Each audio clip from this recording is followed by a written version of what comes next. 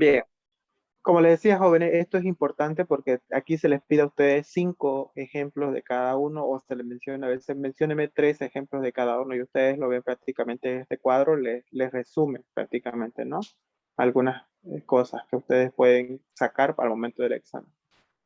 No sé si esto lo tienen en Moodle, jóvenes, subido. Creo que sí. ¿Alguien me puede asegurar? Sí, está. Sí, auxiliar, Entonces, lo tenemos. de ahí eso ustedes lo pueden ver. Y el código de colores que prácticamente lo van a manejar. Este era el código de colores en Bolivia, por favor. Cuando ustedes hagan su investigación, fíjense los códigos de colores que manejamos aquí, que es el rojo, el negro y el azul, ¿ya? En otros países utilizan el amarillo y el naranja, ¿ya? Que es muy diferente. Por favor, no me rayen la pantalla, ¿ya? Bien, eso sería el tema 1 en cuanto a todo lo que es gestión y manejo de gestión y manejo de residuos sólidos y biorriesgo y bioseguridad, ¿ya? Ahora vamos con la normativa boliviana, un pantallazo rápido. ¿Ya? ¿Se escucha bien, no? ¿Mi audio o está entrecortado? ¿Se escucha bien, auxiliar? Ya, perfecto. Vamos con la normativa de manejo de residuos sólidos. Pues depende de ustedes, jóvenes, si ustedes quieren que pare y dice ya no me alcanzan los megas y todo lo demás, paramos y continuamos otro día, ¿ya? Auxiliar, Bien. yo quería hacerle una pregunta, va a disculpar que cambié la diapositiva. Hay una parte ahí donde usted mostró anteriormente en la anterior diapositiva, ¿no ve? ¿Ya? Los residuos infecciosos, ¿no ve? ¿Ya? Disculpa, ¿a qué se refiere medios cultivo? Medios de cultivo son en los cuales se utilizan para bacteriología, es decir, los medios en los cuales se van a sembrar los diferentes microorganismos de acuerdo a la toma de muestra que se va a, a pedirle al paciente. Es decir, cuando yo voy a hacer un repique, eso lo van a llevar en el quinto semestre con la materia de bacteriología, van a ver los diferentes tipos de muestras que se le pide al paciente para hacer un sembrado y para ver que los medios de cultivo sirven para aislar el germen, ¿no? Que causa la enfermedad. Ahí vamos a saber prácticamente a través del medio de cultivo qué es lo que crece ahí y hacemos la determinación. Es muy bonito el tema, pero se utilizan los medios de cultivo para eso, para aislar al germen, el microorganismo causante de la enfermedad. ¿Ya? Dentro de, como bien... Y para desactivar, digamos, esos cultivos y medios cultivos en la clase A, subclase A1, ¿se utiliza hipoclorito de sodio o cal viva? Tienen muy aparte. Recordemos que los sistemas de inhabilitación de residuos es prácticamente por hipoclorito de sodio y por cal viva y otro que tenemos el autoclavado. Para esto se utiliza autoclave, ¿ya? Para el tema primero para la activación, porque recordemos que hay microorganismos que sobreviven a temperaturas altas, pero especialmente los esporulados, ¿no? Especialmente los hongos, porque se utiliza el agar Saburov para hacer la determinación de hongos, ¿no? En los pacientes.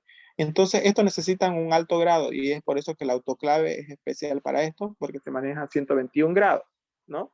121 grados por un lapso de 20 a 30 minutos, ¿ya? A una atmósfera de temperatura. Luego se agarra esa gelatina que se hace agua, eso se desecha en una bolsa roja, se le echa cal. La función del cal es absorber todo lo húmedo que tiene el residuo y prácticamente queda sólido, ¿no? Y luego se procede al lavado de material que lo vamos a ver en el tema 7, que ya es la inactivación con hipoclorito, se utiliza otros ciertos agentes desinfectantes, ¿ya? Sí, no se le escucha. ¿No? ¿Se escucha Se bien? escucha, se escucha. Se escucha, se ¿Ya? escucha. Ya. ¿Alguna otra pregunta más? Van a ver los distintos agentes bactericidas como el clorospar, el bioenzinc, ¿no?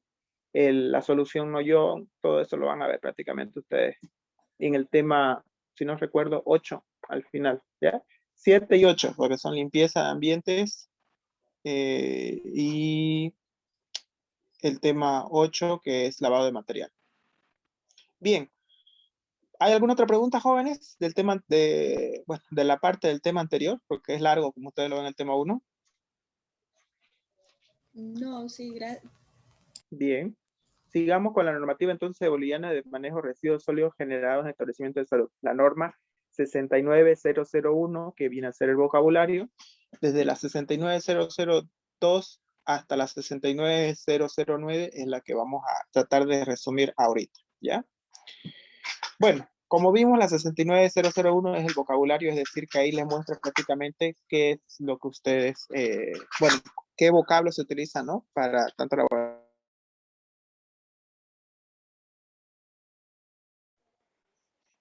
Dentro de lo que es la 69002, se subdivide esta norma en dos, 69002.1, que es el diagnóstico, y 69002. Sí, no lo escucho yo. Se escucha. Está bien, es su internet la compañera. Debe ser su internet. Estoy conectado yo de dos dispositivos, de mi celular, que es el audio, y tengo la cámara prendida para lo que es, bueno, la grabación más que todo, ¿no? Ya. Esto, como les dije, se subdivide en dos, que es el diagnóstico y caracterización. El diagnóstico, que va a ser la evaluación general de lo que es el manejo de residuos sólidos, como lo dijo su compañera Martínez, que dentro de los 8 días que me establece el diagnóstico voy a ver el manejo de los residuos sólidos por diferentes áreas, ¿no? En base al total voy a sacar mi diagnóstico para decir si el establecimiento de salud cumple con el 80-20 que se necesita de la generación de residuos sólidos, ¿no?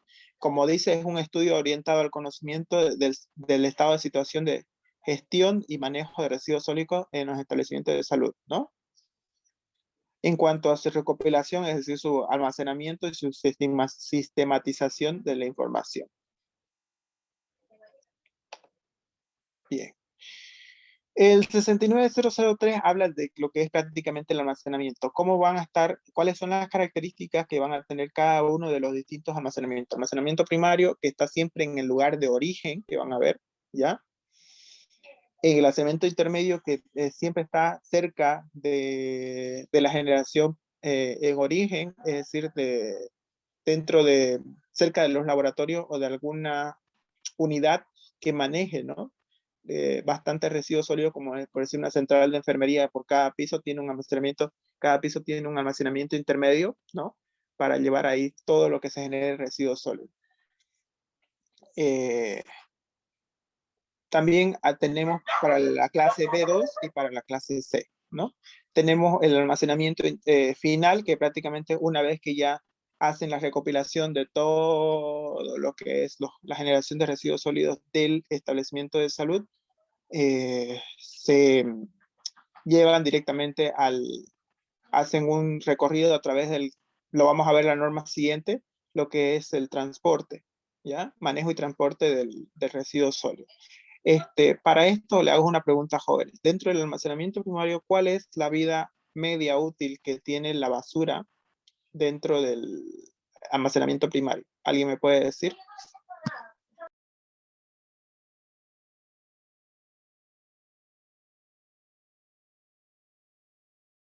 ¿Cuál es la vida útil, media útil, dentro del establecimiento de salud?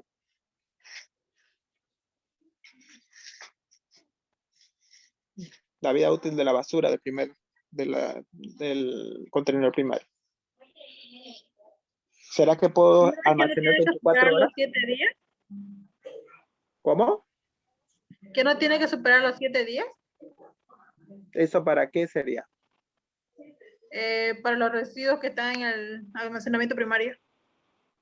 Almacenamiento primario. Ya, recordemos, como les dije, jóvenes, hay almacenamiento primario por la generación de origen, que es el contenedor, un basurerito chiquitito que hay siempre cerca de cada mesón de acuerdo al área de trabajo. Y está en la subclase A4, ¿no?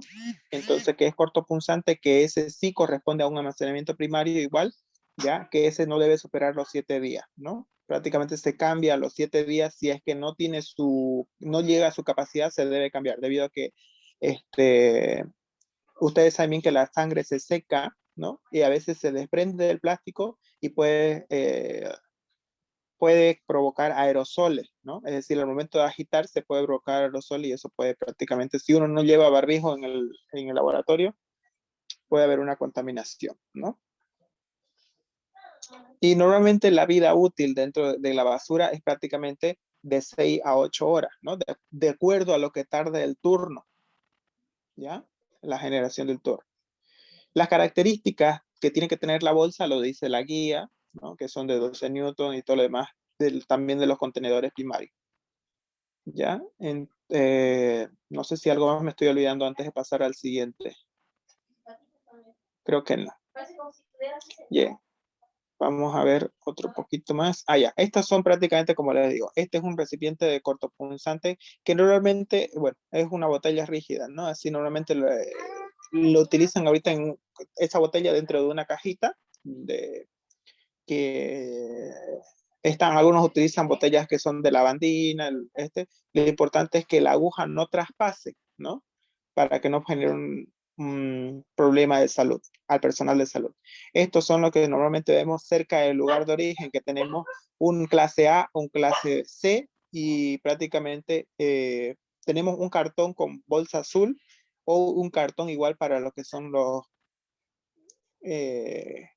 residuos especiales, ¿ya? Pero mayormente debemos utilizar los códigos de colores jóvenes.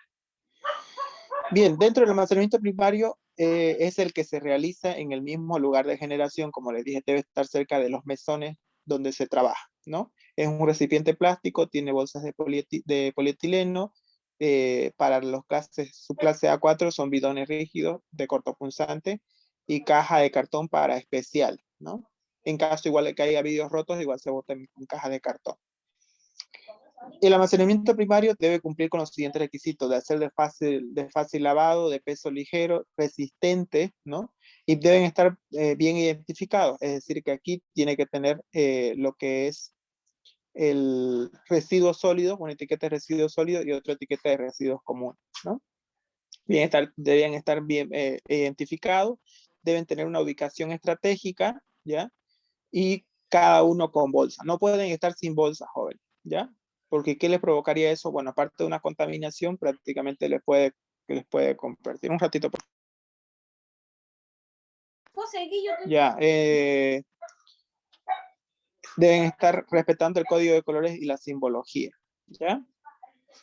Dentro de las bolsas, esto es lo que yo le decía que está dentro de su guía, deben ser de polietileno, de impermeables, con un espesor de entre 60 y 120 micrones o newton, que prácticamente dice ahí, color opaco, ya debe ser bien oscura, no debe ser translúcida, ¿ya? Sin roturas o imperfecciones. ¿Por qué? Porque van a manejar, debe ser bastante resistente, debe ser bastante grueso, ¿ya? Los recipientes cortopunzantes, como es un envase rígido con tapa o con alguna apertura, ¿no? Que no puede entrar la mano, ¿ya? Debe ser de boca ancha, pero no puede entrar la mano porque no van a meter y se van a pinchar con los residuos que hay ahí, ¿no? Una vez que esto llega a las 3/4 de su capacidad, se procede a su eliminación previamente a la inactivación de los residuos que tiene, ¿ya? Debe estar identificado y cerrado herméticamente con alguna tapa, ¿ya? Rosca. ¿Cómo se elimina los recipientes A4? Prácticamente se inactiva con hipoclorito de sodio al 1% durante 15 a 20 minutos y luego se decanta, ¿ya? El residuo el agua que queda ahí, y lo que se hace es llevar la bolsa ya prácticamente inactivados los residuos, el recipiente prácticamente inactivado los residuos al almacenamiento final, ¿ya? Para su pesaje y todo lo demás. Previamente etiquetado. Ustedes saben bien lo que es el etiquetado, ¿no? El almacenamiento intermedio son sitios ubicados en diferentes lugares dentro del hospital o de establecimiento de salud, bueno, destinados a realizar el depósito temporal de los residuos, ¿no? Es decir, donde lo llevan de acuerdo igual al turno, ¿no? Para la generación. Estos prácticamente tienen un porcentaje de estar 24 horas, ¿ya? Es decir, que recogen de todos los turnos y lo alzan en un mismo turno, todo lo que es intermedio, ¿no? Deben estar ubicados estratégicamente, deben ser recipientes rígidos o resistentes conforme a la clasificación de residuos y de fácil lavado y desinfección. Este es un modelo de almacenamiento final que deberían tener todos los laboratorios y debería tener igual la facultad, ¿ya? Se trató esto de realizar cerca de la facultad de nosotros, pero no se llevó a cabo. No entiendo por qué, pero ya estaba planteado, ya estaba la construcción, pero prefirieron construir un parqueo y una plazolita para nosotros, y el manejo de residuos sólidos no quedó en nada. ¿Ya? Pero esto es lo indicado que debe haber. Debe haber 3 contenedores infecciosos, 1 especial y 4 comunes. Bien.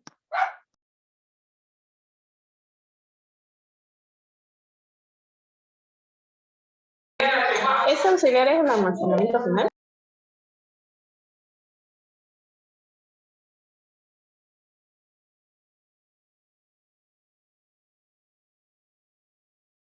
¿Tienen alguna pregunta hasta ahí, jóvenes?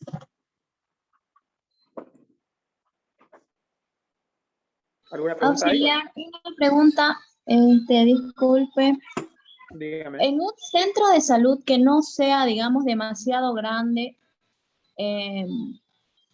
¿puede evitarse el almacenamiento intermedio o sí tiene que estar, por decirle, digamos, de que los residuos generados en el almacenamiento primario vayan directamente al almacenamiento final o sí tiene que pasar por un almacenamiento intermedio? Esa es mi duda.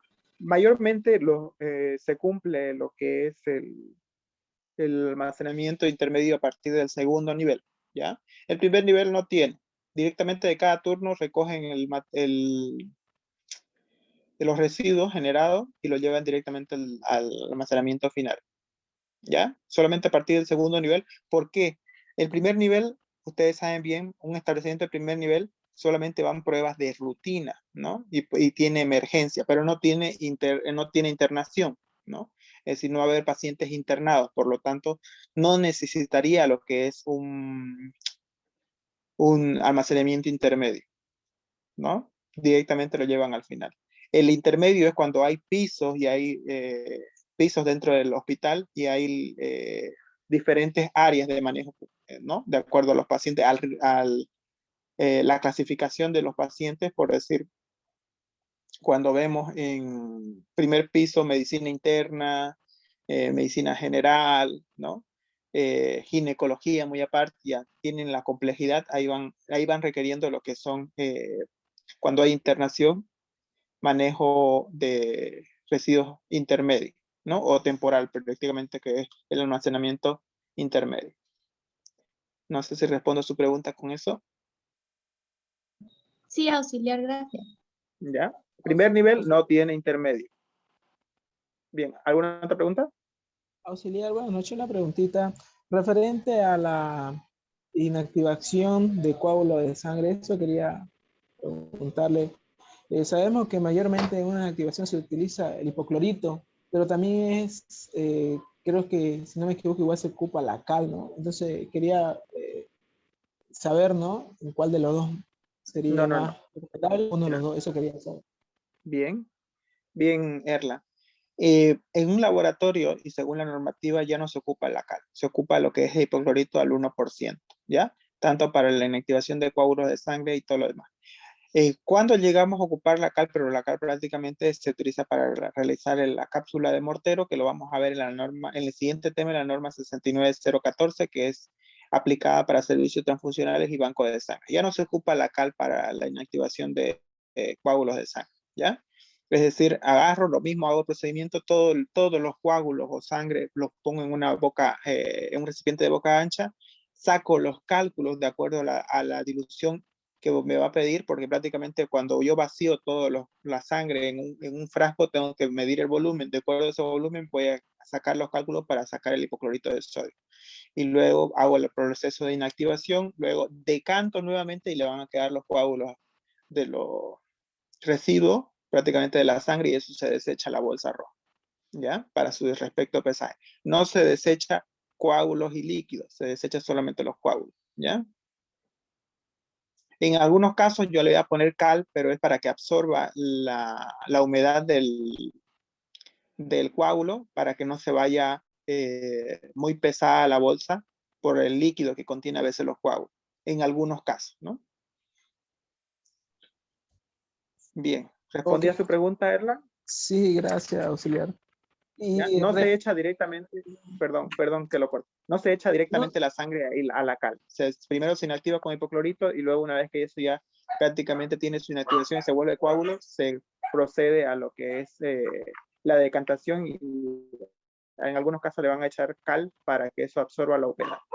Dígame otra pregunta, por favor. Ok, gracias, auxiliar.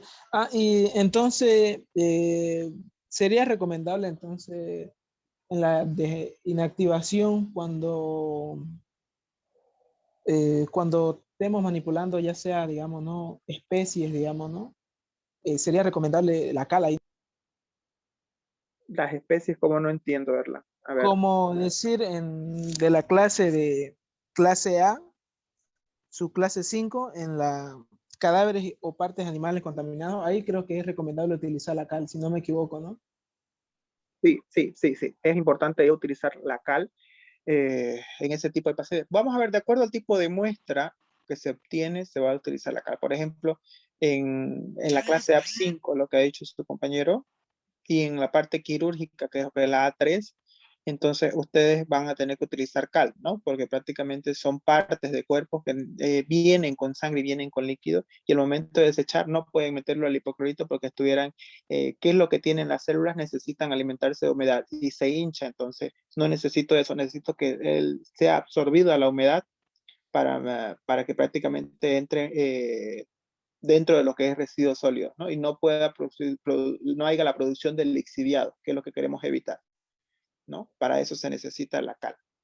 Dentro de esos dos tipos de subclases, al igual que también se utiliza la cal para la inactivación de heces, de muestra de heces, ¿ya? O muestra fecal, ¿ya?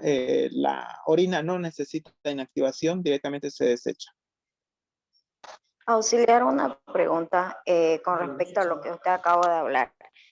Para la inactivación de las heces fecales, lo hacemos con cal, ¿no? ¿Cuánto tiempo? ¿Cómo sería el procedimiento? Es que pasa que en la guía había una partecita de eso igual y estuve investigando y como que no me salía, digamos, esa parte de cómo inactivarlo.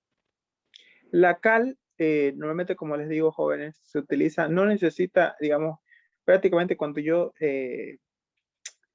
bueno, tengo que sacar de acuerdo a mi generación, tengo que sacar igual cálculos, ¿no? Para la inactivación, porque igual se necesita. No lo voy a echar por decir 100 gramos por decir, ¿no? Para un conejo en experimentación, un cobayo, ¿no? Entonces, no voy a sacar 100 gramos de cal para la inactivación de ese cobayo. No tengo que sacar el peso total del cuánto pesa el cobayo y hacer mi cálculo y sacar la cal para la inactivación. No necesita otro procedimiento como por decir el hipoclorito de esperar, porque prácticamente la cal actúa sola, ¿no? Al momento de que se amarra y ¿cómo se llama? Se amarra la bolsa para desechar, esto ya cumple su función dentro de ahí de absorber toda la humedad del residuo sólido para no causar lixiviado, ¿ya? Esa es su función y rápida opción de la cal apagada. No tiene igual el procedimiento que el hipoclorito de sodio, por eso es que no van a pillar absolutamente nada en internet porque prácticamente esa es su función de la cal.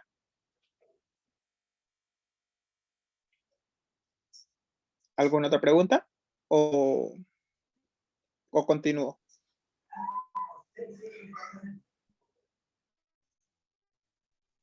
¿Será que puede volver a explicar un poquito sobre el almacenamiento final, auxiliar? Bien, ya. Dentro del almacenamiento final, una vez que yo tengo la recolección de todo lo que es las distintas áreas del hospital, entonces todo van a recopilar ahí, ¿ya? Tiene que tener prácticamente doble puerta de ingreso, una puerta de salida para lo que viene a ser, a ver, vamos a ver si puedo. Ya. Viene a tener una puerta de salida para recojo ya en el caso de que venga la recolección externa, que es por sol y vega, ya debe tener ventilación, ya, y debe tener, debe cumplir con ciertas características, ¿no? Paredes lavables, pisos impermeables, exactamente. Prácticamente todo lo que es los residuos sólidos van a ir directamente al almacenamiento final. Ojo, no confundan almacenamiento final con disposición final, que es muy distinto, ¿ya? Lo vamos a ver eso. No hay mucho que hablar del almacenamiento final, prácticamente es el acopio de todos los que son los residuos sólidos del establecimiento de salud generados en el día, ¿ya? Como les dije, de afuera se tiene que ver así, prácticamente debe ser de fácil acceso para el personal de limpieza y para el vehículo de recolección, ¿no? Debe tener un baño prácticamente porque aquí, bueno, se maneja, ¿no? Aparte de que cuando hacen la limpieza, la persona se tiene que también asear después, una vez que ha hecho, tiene que dejar su ropa de trabajo y tiene que asearse esa persona. Auxiliar, disculpe que lo corte un ratito. ¿Ya? Y en el almacenamiento final, disculpe, ¿tiene una hora o un tiempo determinado que puede estar ahí el residuo o cómo sería? Ya que como usted nos había dicho, por ejemplo, en el intermedio solo puede estar 24 horas, ¿no? Para su recolección, y en la primaria solo puede estar de 6 a 8 horas, ¿no? Que sería la jornada de trabajo para después recogerlo, ¿no? Y eso tendría yo ahí mi duda, digamos, cuánto tiempo podría estar en el almacenamiento final, digamos. Si no me equivoco, bueno, puede estar hasta, si no me equivoco, ¿no? Si no me equivoco, creo que es hasta las 48 o 72 horas, porque es lo que normalmente viene el camión de Solvivega a recoger. Viene 3 veces por semana a un laboratorio, bueno, a determinados laboratorios. De acuerdo a ello, ellos tienen su cronograma, como yo le digo, al pesaje, la generación de residuos, ¿no? Por ejemplo, el hospital de niños genera más que el hospital de La Pampa. Entonces, vamos a ir primero al hospital de niños 3 veces por semana y 2 veces por semana al de La Pampa, ¿no? Así prácticamente ellos lo manejan, ¿ya? Pero hasta 72 horas normalmente, porque como les digo, que yo sepa, pasan 3 veces por semana. De acuerdo a lo que se ha investigado y se ha visto anteriormente con otros PIP y que han ido a preguntar, mayormente hacen eso, jóvenes. ¿Ya? ¿Alguna otra pregunta? Se me está olvidando a la mente, se me estaba viniendo algo que les iba a comentar.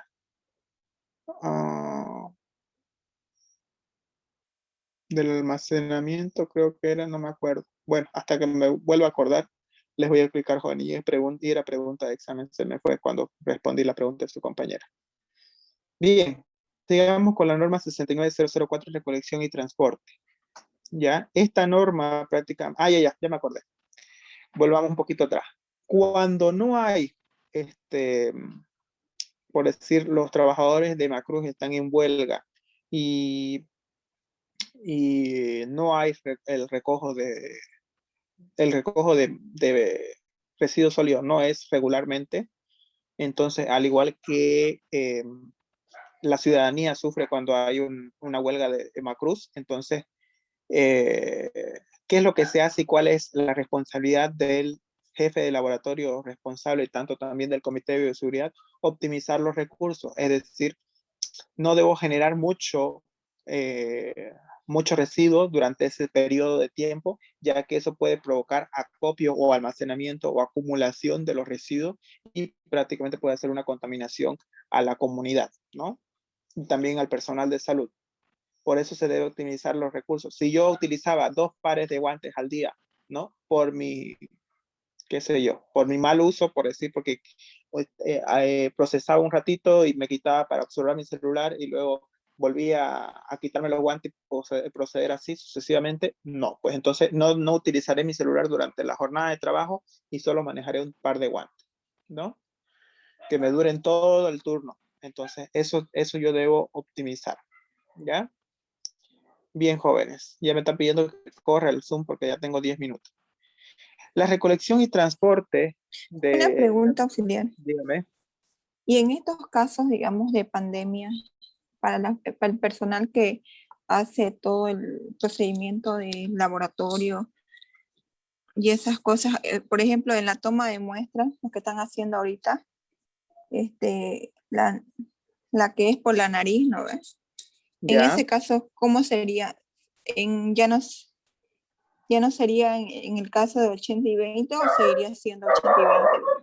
Sigue los 80 y 20. Ah, ya, ya.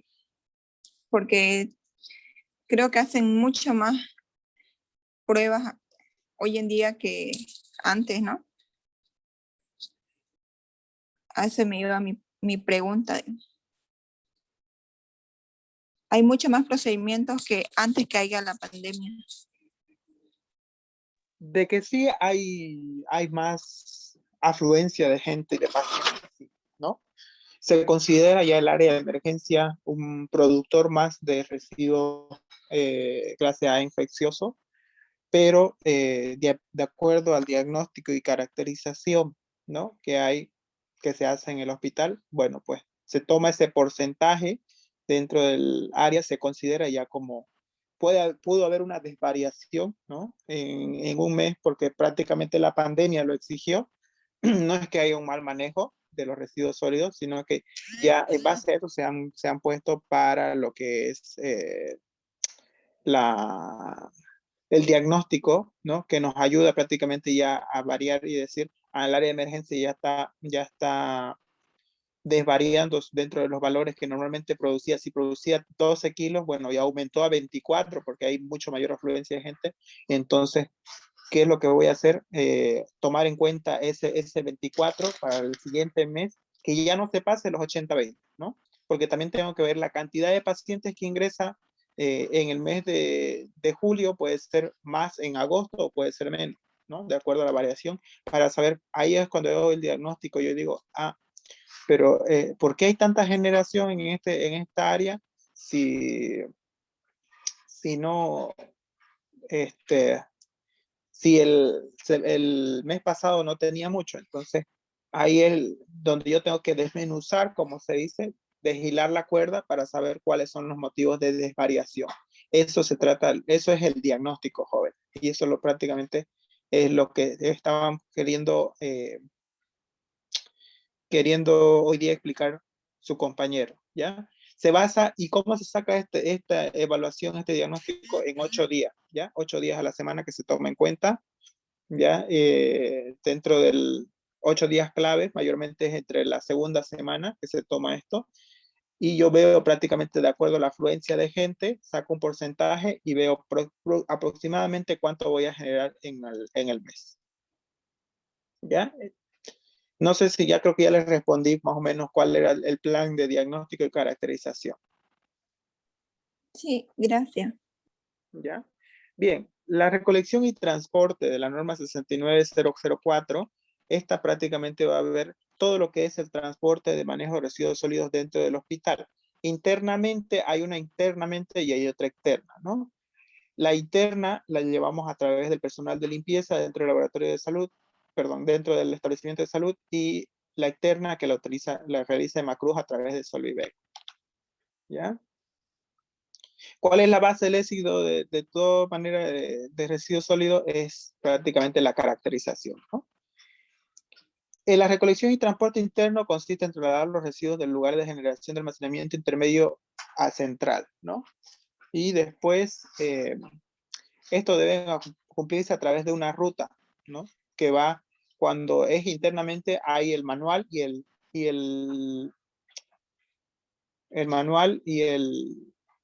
creo que el otro es mecanizado, ¿no? El manual es el que prácticamente yo voy a llevar desde el almacenamiento primario al almacenamiento intermedio, de acuerdo, ¿no? Cómo debe cargarse las bolsas. Distanciados del cuerpo por lo menos 1 metro, ¿no? Al llevar al contenedor intermedio, no debo arrastrar las bolsas y no debo apoyarlas a mi cuerpo, porque puede ser que en algún momento se le haya escapado a alguien un cortopunzante y puedo pinchar, ¿no? Como también puede tener lixiviados y puede ser que se me derrame y yo no cuente con la indumentaria necesaria, ¿ya? Esta recolección debe hacerse en horas de menor circulación de pacientes, es decir, cuando no hay mucha afluencia ya de gente, ¿no? Quizás al finalizar el turno se hace ese procedimiento.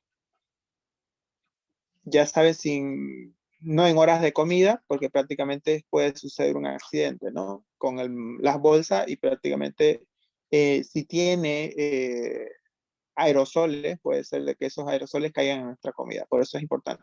Y además, ustedes saben bien que no se puede comer dentro de un laboratorio, ¿no? Bien, tienen horario, cuando es recolección externa, tienen horarios establecidos, como le digo, miren, estos son los 3 días, ¿no? En un hospital, esto creo que es de La Paz, si no me equivoco, sí, de La Paz.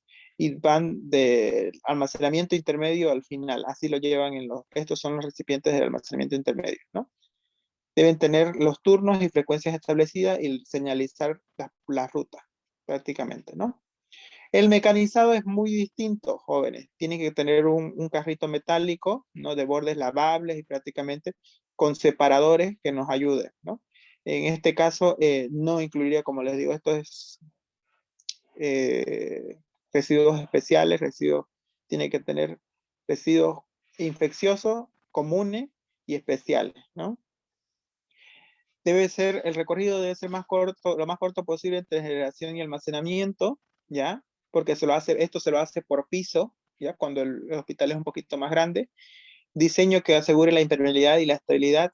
Deben ser rápidos y silenciosos, porque recuerden que van a pasar por las distintas áreas y van a pasar por camas de internación y es molesto hacerle ruido a los pacientes, ¿no? Y la facilidad de lavado y desinfección. Es decir, esto debe siempre, digamos, después de cada jornada de trabajo se debe hacer la limpieza, ¿ya? Es lo que yo le decía en la recolección manual, prohibido acercar al cuerpo y prohibido arrastrar las bolsas. Así es la forma correcta que se debe realizar, ¿ya? Lo que es el recojo de material de llevado del almacenamiento primario al intermedio. Prohibido hacer esto igual, jóvenes, ¿no? Cargar así arriba, porque se les puede caer y se puede derramar todos los residuos. Y prohibido mezclar dentro de, ustedes ven esta señalética, ¿no? Desechos comunes, debería ir aquí todas las bolsas negras. Desechos especiales, bolsa azul. Y desechos infecciosos, pues puro bolsa roja. No deben hacer eso, ¿ya? De mezclar las cosas. Esto es, jóvenes, una ruta de recolección y transporte que deben hacer. Comienzan prácticamente por aquí, luego van siguiendo así, luego suben a otra área y así sucesivamente hasta que salen y llegan al almacenamiento final, ¿no? Bien, es muy cortita y muy bonita esa norma. Ahora viene otra norma que son de los tratamientos, que es lo que vamos a ver y estamos hablando de los distintos tipos de desinfectantes y esterilizantes que se necesitan. De acuerdo a esto, hay diferentes sistemas de tratamiento, que son la incineración, el autoclavado y la desinfección química. Incineración, hay algunos hospitales que tienen incineradores, ¿ya? Creo que son los de tercer nivel, si no me equivoco, algunos, no todos. Luego ocupan esta empresa que es Cineris, que es la que se encarga de la cremación de residuos sólidos, ¿no?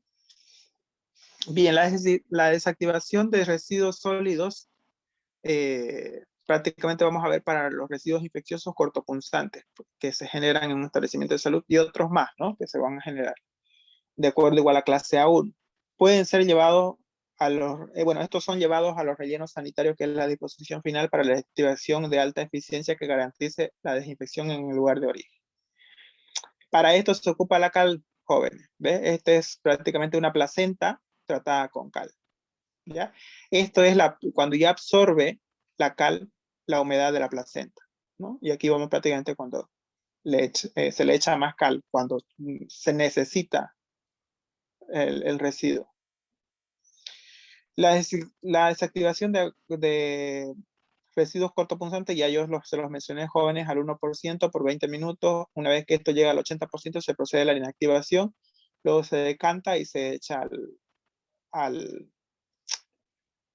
bueno, se lleva a la exposición final, previamente etiquetado. Esto es lo que yo le decía, jóvenes, estos son los medios de cultivo, ¿ya?